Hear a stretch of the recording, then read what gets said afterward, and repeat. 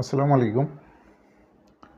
তো বলছিলাম ফাহমিদুলের কথা, যে ছেলেটিকে ডেকে আনা হয়েছিল বর্তমান কোচ হাবিয়ার কাবেরার নিজ দায়িত্বে। তাকে ইটালিয়ান ক্লাব থেকে সৌদি আরবে ডেকে আনা হয়েছিল বাংলাদেশের প্রশিক্ষণ ক্যাম্পে, এবং তাকে সেখানে প্রশিক্ষণ দেওয়া হয়েছিল দীর্ঘ 10 দিন।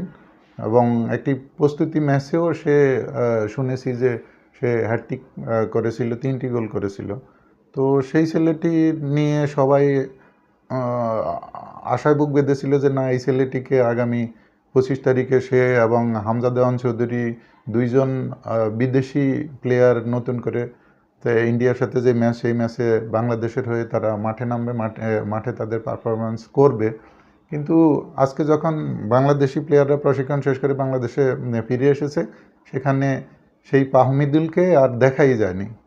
তো এ দেখা না যাওয়ার কারণ হলো, বলল যে তার পারফরমেন্স, প্রথম বলল যে তার বয়স কম, 18 বছর। তারপর আবার বলল যে তার পারফরমেন্স সঠিক না, তাকে আরও উন্নতি করতে হবে। তো তাহলে যখন তাকে ইটালিতে গিয়ে দেখেছিল কোচ, সেখানে তার পারফরমেন্স না দেখে, তার সম্বন্ধে খবর না নিয়ে কি তাকে নিয়ে এসেছিল প্রশিক্ষণ ক্যাম্পে? এবং সৌদি আরবে 10 দিন যাবৎ তাকে দিয়ে এই যে প্রশিক্ষণ দেওয়া হলো, তখনও তো সে তার যে কৃতিত্ব, তার যে মেধা, তার যে যোগ্যতা, তার যে অভিজ্ঞতা, সেটার স্বাক্ষর সেখানে সে রেখেছিল। তাহলে নতুন করে হঠাৎ করে আজকে তাকে দলের সাথে দেশে না এনে কেন তাকে সেখান থেকে বিদায় করে দেওয়া হয়েছিল? এসব হলো বাংলাদেশের যে কোনো কিছুকে নিম্নগামী করা এবং নিচের দিকে টেনে ধরা, যেন কখনো মাথা তুলে কোনো খেলা, কোনো পৃথিবীতে বিভিন্ন দেশে, বিভিন্ন জায়গায়, সারা বিশ্বে যেন সুনাম অর্জন করতে না পারে, ভালো প্লেয়ার যেন খেলতে না পারে, কেউ যেন বিদেশ থেকে ভালো মানের প্লেয়াররা এই বাংলাদেশকে ভালোবেসে, এই দেশের মানুষকে ভালোবেসে, এই দেশের জন্য নিজেদের অবদান রাখতে না পারে। আমার মনে হয় সেই ধরনের একটি নোংরামি করেই তাকে ফেরত দেওয়া হয়েছে। তো বলা হয়েছে বয়স তার 18 বছর। 18 বছর বয়সে ফ্রান্সের এমবাপ্পে সে বিশ্বকাপ জয়লাভ করেছে 2018 সালে। আবার যে বর্তমান লামিয়াল লাস্ট ইউরোতে তাদের স্পেনের তাদের ওই দল ইউরো চ্যাম্পিয়ন হয়েছে।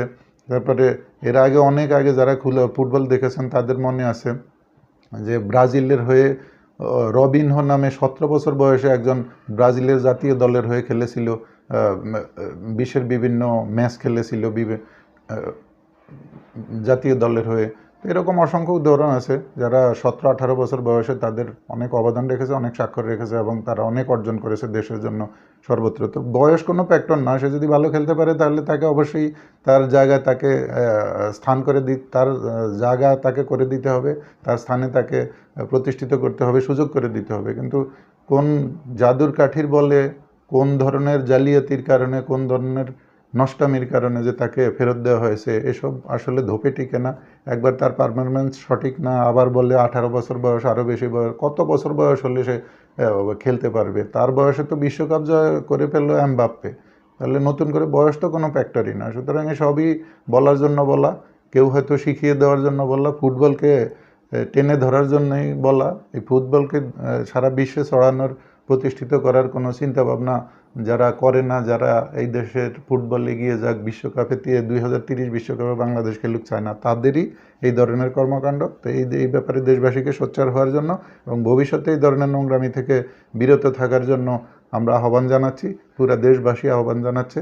মানুষ সর্বদিকই মানুষ খেয়াল রাখে, বর্তমান অনলাইনের যুগ, কোনো কিছুকে ফাঁকি দেওয়া সম্ভব না। সুতরাং বেশি বাড়াবাড়ি করলে এবং বড় ধরনের জালিয়াতি, নোংরামি, নষ্টামির আশ্রয় নিলে মানুষ কিন্তু কোনোভাবেই ছাড় দেবে না। আল্লাহ হাফেজ।